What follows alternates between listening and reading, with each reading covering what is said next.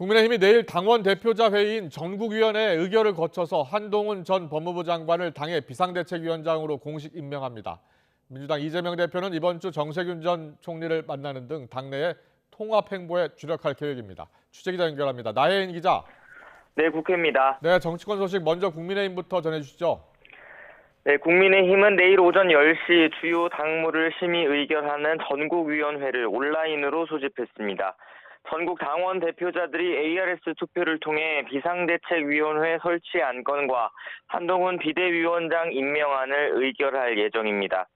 한동훈 전 장관은 지난 21일 비대위원장 후보자로 지명된 뒤 공개석상의 모습을 드러내지 않고 있습니다.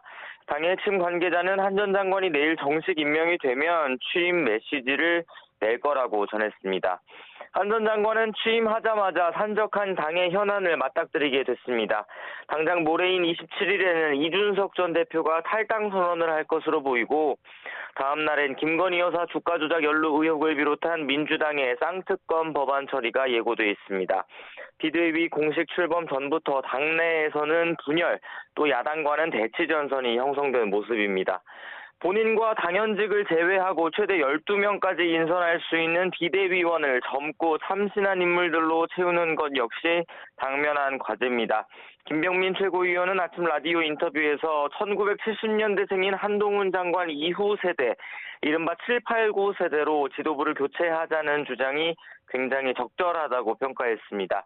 나이가 젊다고 모든 게 쇄신으로 비치는 건 아니지만 운동권 세대가 주축인 민주당 지도부와 비교해 대비 효과는 있을 거라고 기대했습니다.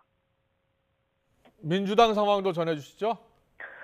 네, 민주당 역시 분열과 통합의 갈림길에 서 있습니다. 신당 창당을 시사하며 연말까지 당의 쇄신을 요구한 이낙연 전 대표에 맞서 이번 주 이재명 대표의 통합 행보가 주목됩니다. 지난 20일 김부겸 전 국무총리를 만난 데 이어 이번 주 수요일인 오는 28일에는 정세균 전 총리와 회동을 추진하고 있습니다. 정세균 전 총리는 어제 김부겸 전 총리를 따로 만나서 총선 승리를 위해선 당내 통합이 필요하다는 뜻을 모았습니다. 이재명 대표에게 어떤 조언을 건넬지 관심이 쏠립니다. 이렇게 문재인 정부 두 전직 총리가 당의 분열 양상에 거듭 우려를 표하고 있지만 이낙연 전 대표와의 견해차는 좀처럼 좁혀지지 않고 있습니다. 이 전 대표와 가까운 인사는 YTN과 통화에서 이재명 대표가 이번 주까지 비명계의 공천 학살 우려를 잠재울 만한 최소한의 전향적인 자세를 보이지 않으면 1월 1일부터는 신당 창당 행보에 들어가는 거라고 못 박았습니다. 1월 둘째, 셋째 주쯤 창당 발기인 대회를 생각하고 있고 당명도 서너 가지 후보군을 놓고 검토하고 있다며 구체적인 계획까지 귀띔했습니다. 이재명 대표는 물밑에서 이낙연 전 대표와 만남도 계속 추진하는 것으로 파악됐지만 본인의 사퇴를 전제로 통합 비대위를 구성하라는 요구를 받아들이진 않을 거라는 관측이 지배적입니다.